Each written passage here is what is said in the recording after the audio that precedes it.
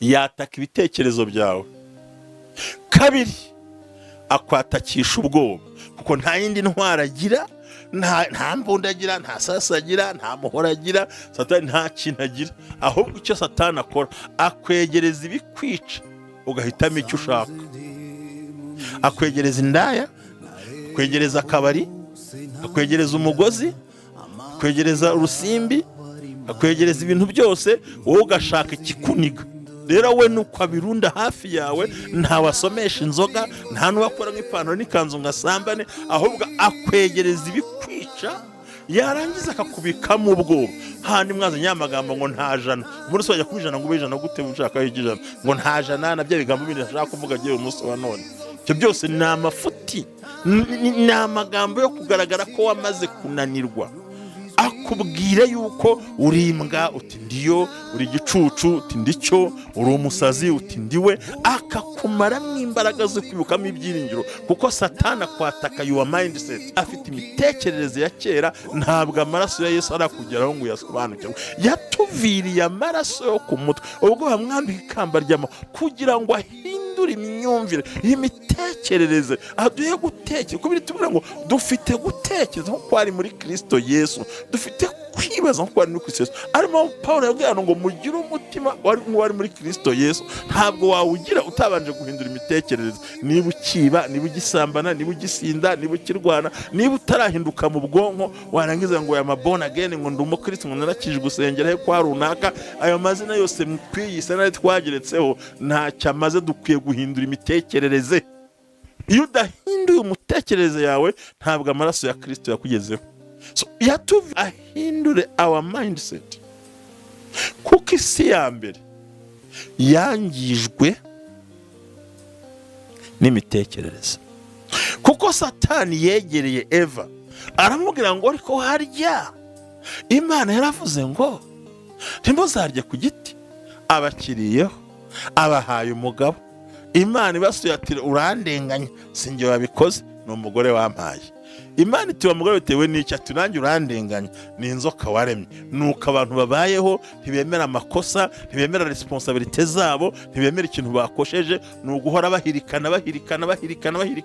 Ntabwo abantu bajya bemera inshingano bananiwe gukora. So rero amaraso ya Kristo yasobanuye ako kanya, nibwo isi yaje kuvuma. Abagabo tusigaye turara turuha, tukabira icyuya, ngo wibuke amagambo bakurikije ijambo ry'Imana, bavuze ngo niyo mpamvu wa mugabo nawe uzajya urya ari uko watutubikanye.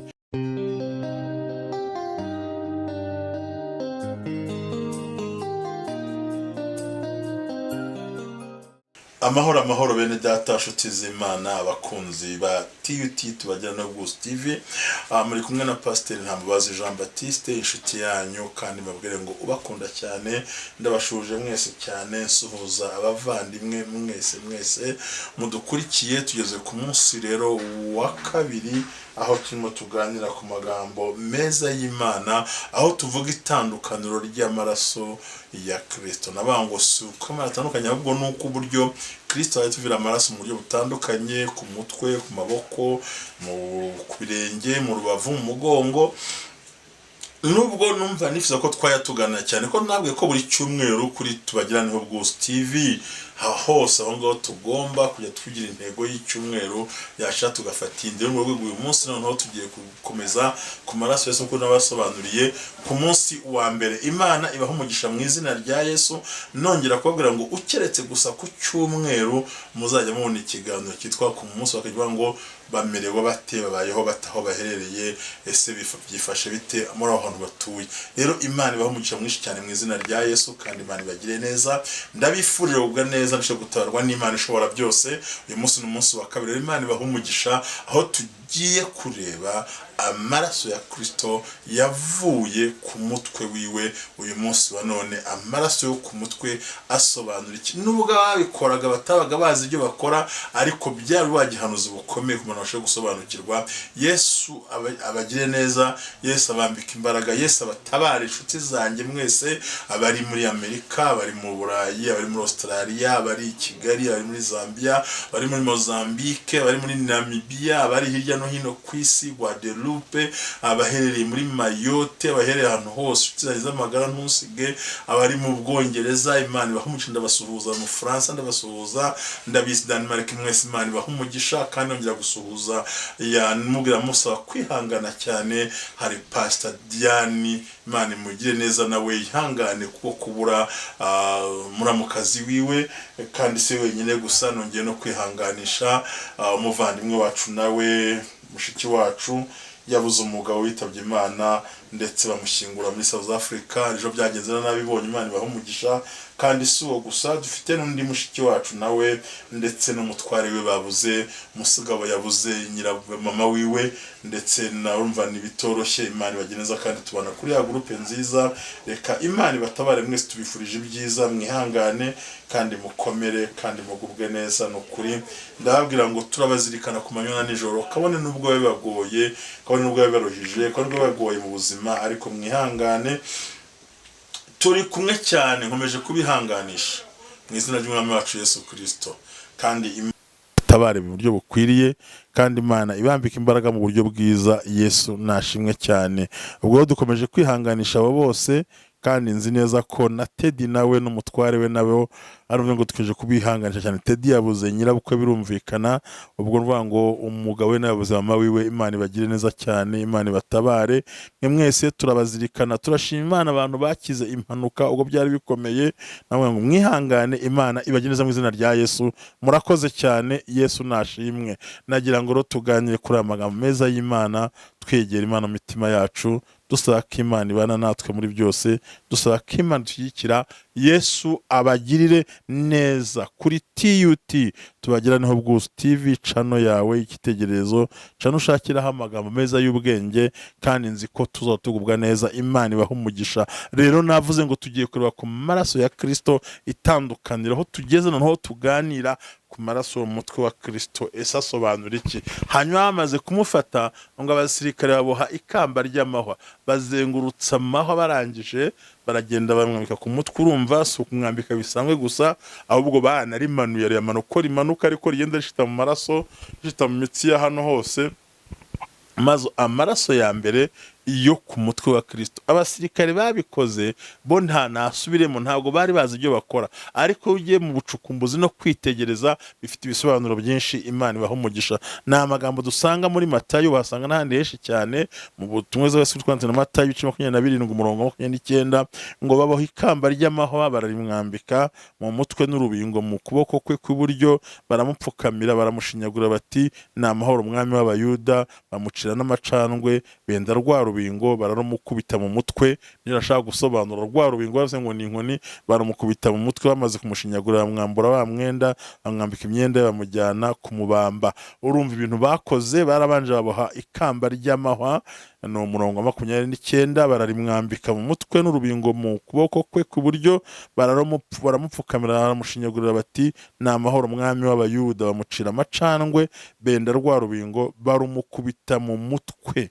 Benda rwa rubingo bakubita muri ya mahwa kugira ngo arusheho kwinjira muri wa mutwe cyane, ngo maze amaraso arava ku mutwe. Wakwibaza ngo bishatse kuvuga iki? Ni uburyo ki nabwiye ngo amaraso yo ku mutwe n'ayo ku mugongo yari akiri ku butaka, ayo ku maboko, mu biganza no ku birenge yari ku musaraba.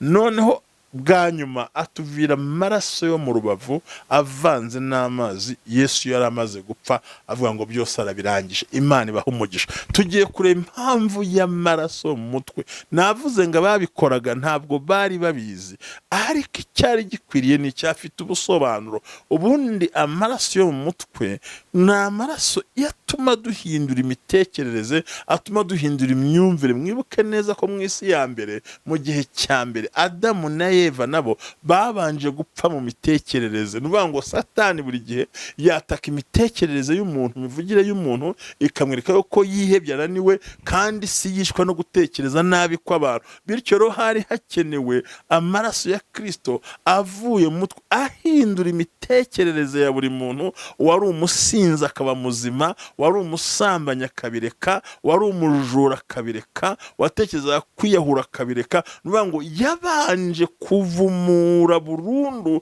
amaraso ndetse n'ibitekerezo bya muntu, kuko gutekereza ko abantu buri gihe guhora ari kubi, nk'uko twabonye amagambo atubwira ngo muzasubire mu Itangiriro 6 ngo nuko mbonyeho gutekereza ko umuntu ari mubi. Bundi buri gihe Satani yataka imitekerereze y'umuntu akayangiza, ngo ariko ngo bashyiremo bashyiremo rya kamba ry'amahwa, ngo barangije ngo baritsindagiza rwa rubingo, ngo yishita mu mutwe hagati, maze Kristo atuvira amaraso. Ni amaraso asobanura imitekerereze, guhindura imitekerereze tukiri mu isi. Urumva ni amaraso yavuye akiri mu isi ahindura imyumvire, ahindura imitekerereze, ahindura urwego wari urimo, kuko gutekereza kwa muntu buri gihe guhora ari kubi cyane. Rero bisobanura ngo isi yari yangijwe n'imitekerereze mibi, uyu munsi isi ivurwa n'imitekerereze myiza. Imana nishimwe cyane, atuvira amaraso yo ku mutwe, angira ngo uyumve cyane, gukuraho ibitekerezo. Aho Pawulo yandikiye Abikorinto 3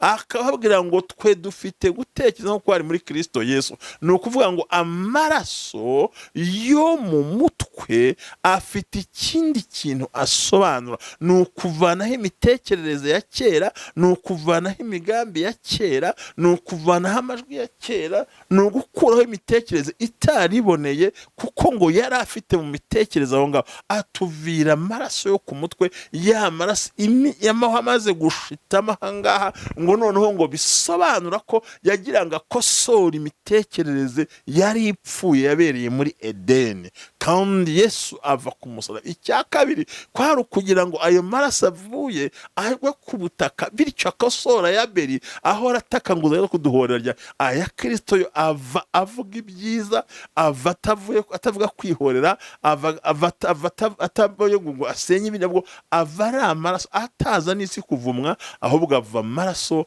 atwunga n'Imana, aduhuza n'Imana. Ayo twabonye ngo amaraso mu bitekerezo. Ubundi ikimenyetso cyerekana kuri mugenda mu nzira nziza ni uko uhindura imitekerereze yawe.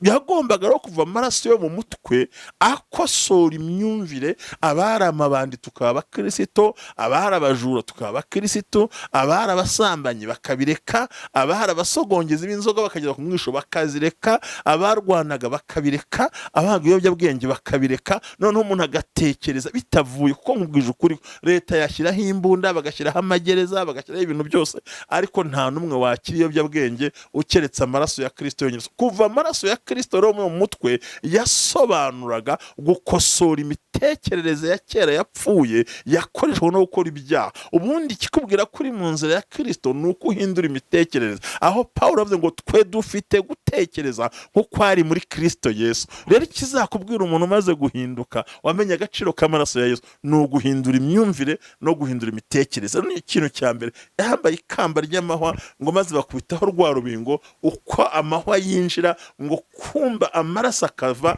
ariko ari amaraso aje guhindura imyumvire. Abari abarozi bakabireka, abari indaya bakabireka, abari abasambanyi bakabireka, ari abasinzi bakabireka, abari abagome bakabireka, abataye abagore bakabireka, abataye abagabo bakabireka, abashatse abagore, abantu bagahinduka. Kuko ikintu cya mbere agakiza gatangira muri mindset. Agakiza si imyambaro, agakiza si ipantaro bambara, agakiza si ikintu, ahubwo urabanza ugahinduka, tukabona imihindukire yawe. Rero kwari kugira ngo akosore imyumvire. Niyo mpamvu mu Kristo nkurikira, nawe uri munyumva, niba uyu munsi ukirwana ntabwo urahinduka, niba uyu munsi ukizimura nturahinduka. Amaraso ya Kristo yo mu mutwe yasobanura guhindura imitekerereze. Niba ruva kuri umurokore, idini usengeramo sinigitayeho, niba utarahinduka mu kanwa no mu mutwe no mu maso, ngo ukunda abantu utarebye ku mazuru, utarebye ku ndimi zabo, ukunda abantu utitayeho bakomoka naho bavuka, ugasanga ufite kurobanura, uracyafite imitekerereze ya kera, ntabwo amaraso ya Yesu arakugeraho ngo uyasobanukirwe. Yatuviriye amaraso yo ku mutwe, ubwo bamwambika ikamba ry'amahwa kugira ngo ahindure imyumvire, imitekerereze. Aduhe gutekereza, kubiri tubwira ngo dufite gutekereza nk'uko ari muri Kristo Yesu, dufite kwibaza nko wari muri Kristo Yesu. Arimo Pawulo yabwiye ngo mugire umutima wari muri Kristo Yesu. Ntabwo wawugira utabanje guhindura imitekerereze. Niba ukiba, niba ugisambana, niba ugisinda, niba ukirwana, niba utarahinduka mu bwonko, warangiza ngo ya born again, ngo ndi umukristo, ngo narakijwe gusengera he kwa runaka, ayo mazina yose twiyise nayo twageretseho ntacyo amaze. Dukwiye guhindura imitekerereze. Iyo udahinduye umutekerereze yawe, ntabwo amaraso ya Kristo yakugezeho. So yatuvi ahindure our mindset. Kuko isi ya mbere yangijwe n'imitekerereze. Kuko Satani yegereye Eva aramubwira ngo ariko harya Imana yaravuze ngo ntimuzarye ku giti. Abakiriyeho, abahaye umugabo. Imana ibasuye ati urandenganya, sinjye wabikoze, ni umugore wampaye. Imana iti wa mugore bitewe n'iki? Ati nanjye urandenganya, ni inzoka waremye. Nuko abantu babayeho ntibemera amakosa, ntibemera responsibility zabo, ntibemera ikintu bakosheje, ni uguhora bahirikana.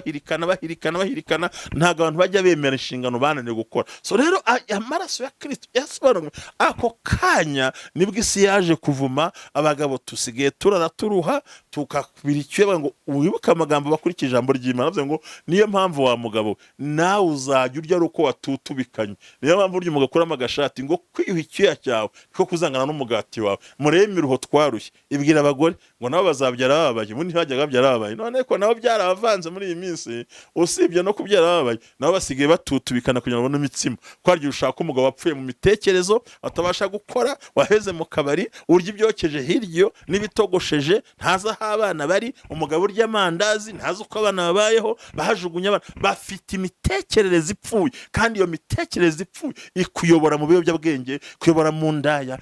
Ibaze kugira ngo ugire imitekerereze ubone umukobwa umwifuze kuruta umugore ufite mu nzu, kandi nawe nta bindi bitangaza bihari. Imana yaturemye kimwe, ntawe yaremye itandukanije n'undi. Ariko iyi mitekerereze ipfuye, abana babayeho nabi, imiryango ibayeho nabi kubera imitekerereze y'abantu. Rero amaraso ya Kristo yaraje gukosora imyumvire, imitekerereze n'igenamigambi mu muntu no kudacika intege. Haleluya. Niyo nabwira ngo amaraso ya Kristo. Niba rero uyu munsi wa none imitekerereze yawe iri hasi muri ubwo buryo, cunga sana.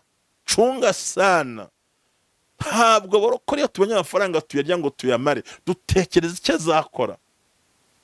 Ntabwo urakwicara ngo ngiye ngo narakijwe sinzakora. Ntabwo uramenya agaciro k'amaraso ya Yesu. Nuguhindura imyumvire, nuguhindura imitekerereze. Kuko Imana yavuze mu bice 6 mu itangiriro ngo mbonyeho gutekereza ko abantu ari kubi. So Kristo rero agomba kudupfira agihagaze ku butaka bwandujwe n'ibyaha, bwanduzwa n'amaraso ya Abeli. Byagomba ko yamukubise ikintu mu mutwe. N'ubundi mwibuke yakubise ikintu mu mutwe ya Abeli agwa hasi, ntabwo yamutemye akaboko. Aguye hasi ava amaraso mu butaka. Hari hakenewe Kristo udafite imitekerereze ifite urupfu, ahubwo ije gukosora Adamu wa kera, bityo ngo amaraso yagwa ku butaka agasa nk'ahanaguye guhora, akavumura amaraso yari yaravumwe akavumura ubutaka bwari bwaravumwe n'amaraso ya Abeli atakasakuza. Kristo agomba kubikorera. Icyo bita guhindura imitekerereze. Niba utarahindura imitekerereze, bakuvuga ukavuga, bakurakaza ukarakara,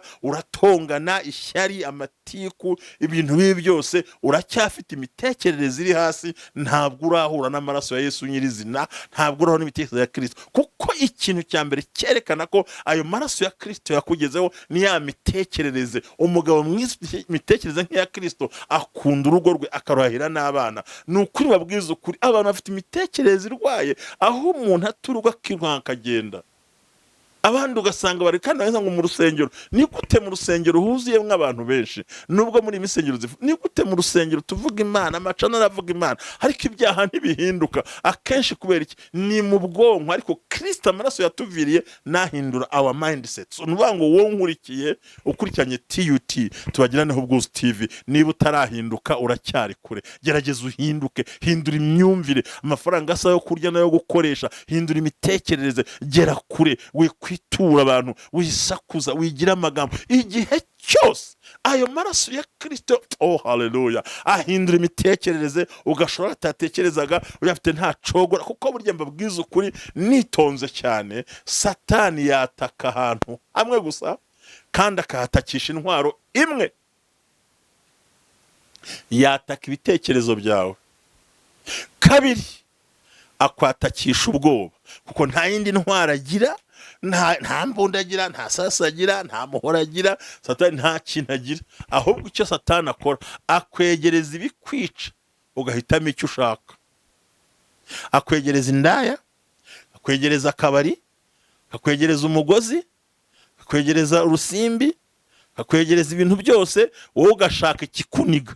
Rero we nuko abirunda hafi yawe, nta wasomesha inzoga, nta n'uwakora nk'ipantaro n'ikanzu ngasambane, ahubwo akwegereza ibikwica, yarangiza akakubikamo ubwoba. Handi mwazanye ya magambo ngo nta jana, ubundi se wajya kubijana ngo ubijana gute ushaka ikijana, ngo nta jana, na bya bigambo bindi ashaka kuvuga agiye umunsi wa none. Ibyo byose ni amafuti, ni amagambo yo kugaragara ko wamaze kunanirwa. Akubwira yuko uri imbwa, uti ndiyo, uri igicucu, uti ndicyo, uri umusazi, uti ndiwe, akakumaramo imbaraga zo kwibukamo ibyiringiro, kuko satani akwataka your mindset, akwereka ko hari bidashoboye, akwereka ko unaniwe, akwereka ko uri umurwayi, warangiza nawe ukita umurwayi, akabakwishiye mu bwonko, akabagushoye muri cya kintu, akakuza. Kuko akubwiza ukuri, nta muntu wiyahura mu kiziriko atamanitse. Satani rero akubwira kukimanika cyangwa ukakigurira ihene, ariko atinya kuzakigushyira mu ijosi. Niko bimera. Rero ni byiza ko umuntu w'Imana, ndagira ngo amaraso tuti iyi satani muzi ko nyaho kino kiganiro nota mikeya, ariko gikora nota 30 kino kiganiro cyumve. Abantu bapfuye mu mitekerereze yabo. Satani ntabwo azigera gufata mu ijosi, akuzanira ibikwica ugahitamo. Nkuko umugore wa Gihanda yabwiye ngo shaka umugozi n'icyuma n'icupa bahitemo ikizabica, ngo ntacyo bafashe, ahubwo basanga afite urufunguzwe ibyasezeranijwe. Rero satani nuko akora, akwegereza akabari, akakwegereza abagore bicuruza, akwegereza amafaranga, akwegereza ibintu byose, akagushyira imbere akigendera, wowe nuhitiramo icyo ushaka. Ariko ugihitamo uti, arabanza akakuminimiza, akaguhindura imyumvire, akakubwira yuko utacuruza, akubwira ko wahomba, akubwira ko abantu bakwanga, akubwira kuri wenyine, akubwira ko watakaye, akafata guhindura ubusa, ugahora witora nk'amakosa, ugahora wibona nk'umuntu ukora ibyaha, ukibona nk'umuntu udashobotse kandi ushobotse. Yamara kubona ko imitekerereze imaze kurwara, akaguteza ubwoba, hakaza kwiheba. Ariko twabaza Imana turavuga ngo oya satani windeba gutyo. Rero satani yataka imitekerereze, atera gutekereza kwawe, akakugira kubi, akakubwira ko ntacyo umaze, akubwira ko nta cyerekezo, akubwira ko uzapfura imbwa, akubwira ko nta kundi bimeze, akubwira ko iwanyu ari uko bigenda. Buri gihe uhore wumva uri anda simugitengo cy'ikinyarwanda, uhora wumva buri gihe wisuzugura, ukiyestima ugasanga uri hasi cyane, akagupfobya, akakuzanira amadefete wagize, akakuzanira ibintu wakerereho, akakuzanira ibintu wangije, akubwira ko nta bindi uzashobora gukora. Oya, haracyari amahirwe kuva ugihumeka. Umuntu wese niba ubashije gufungura audio ukayumva, menya ngo uracyafite amahirwe, kuko uwapfuye ntiyumva. Wari uzi ko shitani agusuzugura n'ibiryo biri muri firigo ntubashe kubishyushya? Wari uzi ko satani agusuzugura imodoka ukumva wayikubita ku rukuta ukagenda? Kuko nta handi hantu satani yataka ubwonko bw'umuntu kandi akamusuzuguza, yarangiza akamubikamo icyoba. Impamvu akubikamo ubwoba nta yindi, azana amakuru y'abantu bahombye, abantu bananiwe, ingo zananiye, abandi barushye, abacuje bagahomba, abize bikanga, abaryamanye diplome mu nzu, apfanye perimi, mbega akazana n'ibyatakaye. Nk'urugero ku muntu utaracuruza, ngo no mu bwato ngo bibamwa ibintu kandi nta muzigo arakora mu Bushinwa, abandi ngo amafaranga yataye agaciro, ugasanga akubitsemo icyoba. Rero aya maraso ya Kristo mu mutwe yasobanuraga guhindura imyumvire, tugahindura imitekerereze, bityo yavira ku butaka kugira ngo ahanagure ayaberi yasakuza agatabaza, kandi narangiza ahindure our mindset, ahindure ubwonko bwacu. Iyo gutekereza kwawe kubaye kubi, n'ibisubizo ubona bigomba kuba ari ibiso. Amaraso ya Kristo yagira ngo ahindure ubuzima, twigira imbere, twitegure gutabara, twitegure kwakira, tuvuge Imana kizakora, tuvuge kizatabara, winjira ahakwiriye, wikwemerera abantu kunaniwe, wikwemerera abantu kuba rushye. Amaraso ya Kristo nahindura ibitekerezo byawe, babwire kuzabaho, babwire kuzagira imbaraga, babwire kuzubaka. Umva, gira amagambo watura ku buzima bwawe kandi uyahagararemo, kuko Satani nta yindi ntwara afite usibye kukubikamo ubwoba, akazana ibiguhiga akabishyira hafi yawe, warangiza kubera kunanirwa ukishyiramo gahunda cyane. Rero Imana igutabare mu izina rya Yesu. Aya magambo nifuje kuyasobanura.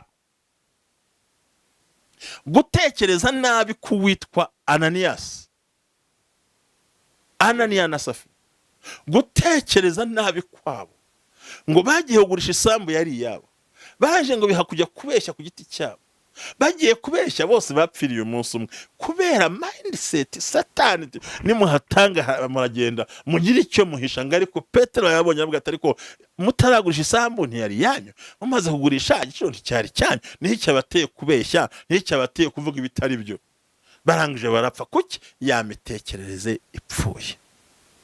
Iyo dufite gutekereza kubi tunakora nabi. Iyo dufite gutekereza guke tugera no mu bikorwa ari bikeya. Tuzigera ugera na rimwe mu buzima utekereza mu gihe utarahageza gutekereza. Niba ukiyita imbwa, injiji, umuswa, utabashije, izo mvugo buri gihe zizakuzanira ubunebwe. Ubundi iyo uvugana ubunebwe unakora n'ubunebwe. Bivuze ngo hari umuntu usaba gutekereza kwe ahubwira ngo n'ubundi wacu ntabigera azamuka mu ntera. Ibyo ni imitekerereze migufi cyane. Amagambo nk'aya twayabona ku mugaragu w'Imana witwa Gideon. Ubwo yarimo asekura ingano, hari hashize imyaka 6 Abamidiyani babazonze, ku mwaka wa 7 bamereye nabi, babahiga buri munsi bakabisenya bakabirwanya. Ngo ariko Gideon umwana muto ukomoka kwa Manase wahawe umugisha umwana wa 2 kandi ari ifura kuri Yosefu. Ayo ni amateka y'ibira muzayasome muri uko umusaza Yakobo yabigenjeje. Yakobo yaramuriganije uko nere yarariganije umugisha, nuko bijya bigenda. Uzariganya uriganywe, uzabeshya ubeshye, uzabeshya bakubeshya nawe, uzabarwanya nawe, uzarwanywa n'abandi, uzagamba nawe azakugambanira, uzateranya nawe azaguteranya nawe. Kuko wagenje abandi uko tugenza abandi, natwe niko tugenza. Abakurikiranye tubagira nawe ubwuzu TV, ntabwo tuzabahisha ukuri kw'ijambo ry'Imana. Reka turwane imbaraga zo gutekereza ko twe duhindura imyumvire. Hanyuma mwibuka amagambo nababwiraga buri gihe kanya, mbasi umwana muto wo kwa Yowasi uturuka kwa Manase, umuryango wari uciriritse, nubwo yari umwana w'imfura kwa Yosefu, ariko yahawe umugisha umwana wa 2 kuko wamukurikiye Benyamini, wamukurikiye bari kumwe, niwe waje guhabwa uwo mugisha. Twumvikane bavani nk'abakozi b'Imana, tugendere mu ijambo ry'Imana. Banyuranye ibiganza, ngo bahuza gutya ibiganza ku ruhande, bamuha umugisha w'iki wa 2 kandi yarawukwiriye. Ngo ariko ngo abandi bajya kwihisha mu bihanamanga, bagiye kwihisha ngo witwa Gideon we ngo ajya gusekura ingano, azasekurira mu muvure. Ubundi umuvure ntawe usekuriramo wawengeramo. Umuntu washiritse ubwoba hari ibintu akora ntubisobanukirwe. Ngo mu gihe gihonda ingano, ngo mareka muhagare bavuga ngo Gideon wa munyembaraga we ukaba n'intwari, ngo genda ukize abisaba ati reka ndi mwene Manase, umuryango uciriritse wo kwa Yowasi n'ikimenyimenyi, data afite urugirwamana rwa Bayali. Kuba uturanye n'abatunze Bayali ntacyo bivuze, cy'ingenzi ni mindset yawe. Imana iramubwira ngo genda ukwizo mbaraga zawe zingana. Nukuri nta gatuza yari afite, nta cyuma yari yarateruye, nta siporo yari yarakoze, nta bundi buzima, ahubwo Imana yavuze imbaraga zo mu bitekerezo. Umuntu yakurusha agatuza, yakurusha ibizigira, ukamurusha ibitekerezo, kandi ibitekerezo bikugendaho uzajya. Namwe ngo genda ukwizo mbaraga zawe zingana. Urumva ni imbaraga zo mu bitekerezo, kuko ngo yasekuraga ingano agira ngo azihishe azazibe. Ngo kwa sekura atari ko y'Amana batubwiraga iri hehe, y'Amana batubwiraga iri hehe, y'Amana batubwiraga iri hehe. Ngo Imana iramusango wa munyembaraga we, si imbaraga z'umuryango, si imbaraga zahavuka no kwasarekirwa Mana, n'umwana uvuka mu muryango usuzwe, ariko imitekerereze yari plus avance. Rero amaraso yo mutwe ya Kristo yavuye kugira ngo tugire imitekerereze itandukanye n'iya mbere, tugire kujujuka. Hanyuma ngo araje avuga ati se ubu nyivuze ko ndi umunyembaraga, ati sigaho nkuzanira ituro, atura ijambo ry'Imana kuko yiswe umunyembaraga. Rero Kristo amaraso yo ku mutwe yayatuviye kugira ngo ahindure imitekerereze, ahindure gutekereza, ahindure imyumvire, hindura imitekerezo byawe, hindura imyumvire yawe, hindura gahunda zawe, hindura umugambi wawe. Ni byiza kusobanukirwa, iyo utekereje nabi ukora nabi, iyo utekereje neza ukora neza. Rero amaraso ya Kristo yo ku musaraba yatuviriye ku butaka kugira ngo akosore imyumvire ya kera. Ariyo mpamvu murokora unkurikira, niba utarahinduka mu mitekerereze ukeneye kongera kwegera amaraso. Ariko abahindutse twaratabawe, twararengewe, tumaze no kurengerwa. N'amagambo nkuzani nuko ayavira muko akiri ku butaka, noneho kugira ngo ahindure imitekerezo kandi yongere avuguruze amaraso yavaga ibi yaguye ya Abeli ataka ko Kristo yavuye avuga amahoro no kubabarirwa no gutabarwa. Rero Imana ikugire neza. Se warahindutse? Ese waratabawe? Ese iyo barakaye nturakara? Ese imitekerereze yawe ntikubwira ngo igihombo ujye umenya kuzigama nk'abandi? Hari n'ibintu mudushinja Imana ari gahunda zacu. Ariko Mana urampura iki? Murapfa iki? Mana ntunkunda nk'abandi? Murapfa iki? Ahubwo we banza wisuzume, ni wewe wiyanga binyuze mu mitekerereze yawe migufi cyangwa idashidikanya. Uzasanga abandi basobanura ngo ngiye ngo runaka arandemera, ukibaza arakuremera uramwikoreye, kuraho ingata ujugunye ukomeza ubuzima. Ubundi ntukajye wemera ko umuntu akwitambika mu mitekerereze yawe. Imitekerereze yikosora. Amaraso ya Kristo rero yo ku mutwe yasobanuraga guhindura imyumvire kw'abantu, tukava muri kamere ya kera tugasohoka mu by'imiryango, tukinjira tukihuza n'igicaniro cya Kristo cyuko twahinduye imyumvire, tugahindura imitekerezo, tugahindura imigambi, bityo abari insuzwa tukazamuka, tukubaka izina tudashingiye ku muryango, tukubaka izina tudashingiye ku nkwerano baduhaye, tukubaka izina tudashingiye kuri fondasiyo y'ababyeyi ko nta n'ababyeyi baduhaye, ahubwo tukubaka ibyacu bishingiye mu kwizera, tuvuga ngo ko umwami Imana azantabara, cyo gituma nta mwari amaso wanjye agakomera. Abantu bamaze kugira mindset itunganye, uzamusanga n'ibyiringiro kabone n'ubwo byo kwiringirwa bidahari, uzamusanga n'imvugo zikomeza abandi nubwo nawe yamaze gucogora. Kubera iki muri we? Aravuga ngo uyu munsi byawo birahari, ibyejo bizaboneka. Nkubwire buri munsi ugira ibintu byawo. Rero Yesu Kristo yatuviriye amaraso ku musaraba, andikira ari hasi ku butaka ahangaha bamwe bikamba ry'amaho, kugira ngo akosore imyumvire, akosore imitekerereze, akosore ubwo buzima, akosore icyo cyerekezo. Naraza ngo ese koko we warahindutse? Agakiza ni muri mindset. Abantu turata amacaca n'amatorero, amazu meza n'isengero nziza. Oya, nibagira ngo ndabeshya, muri banki iyo usabye credit ujyana umushinga, ni ibitekerezo, bafinance ibitekerezo byawe. Gutekereza neza bitera Imana gukora, kwibaza neza bitera Imana gukora. Ibaza impamvu utagira support mu byo ukora, tekereza neza, Imana iguha umugisha. Murakoze abari badukurikiye mwese, rero Imana ibaha umugisha. Nuko atuvira amaraso ngo bakubitaho urubingo, ngo maze amahoro urushaho kwinjira cyane, ngo ariko uko yinjira kumbi niko akosora. Nkuko twabonye mu Bakorinto, mu rwego rw'Abakorinto yavuze ngo ariko twe dufite gutekereza nko kwari muri Kristo Yesu, ngo suko twihakije ngo dutekereze neza, ngo ahubwo dufite gutekereza, twumva ko bishoboka, twumva ko hari icyerekezo. Rero umva ko haleluya, hindura imyumvire, hindura, atura ibyiza, vuga ibyiza, kora ibyiza, shaka ibyiza. Imana ibaha umugisha. Nkwifurije gukizwa no guhagarara neza. Niba ugitongana, ukirakara, ukivuga nabi, ugisambana, ukinywa inzoga, ukibeshya, ugiteranya, ukigambana, ucanira amaso, ubeshyera abantu, uteranya abandi, urwanya abandi, uhimba ibinyoma, uvuga ibipfuye, ntabwo wigeze uhura n'amaraso ya Kristo, kuko ayo ku mutwe yashaka kuduhindura our mindset. Nkwifurije guhinduka, niyo masanye byifuriza mu izina rya Yesu. Imana ibaha umugisha. Reka mbabwire ngo mugubwe neza, ndabasengera mu izina rya Yesu. Amen. Bye bye, see you. Mukomeze muhereza abavandimwe bose bumva ijambo ry'Imana bwa Yesu Kristo umwami wacu. Amen. Shalom.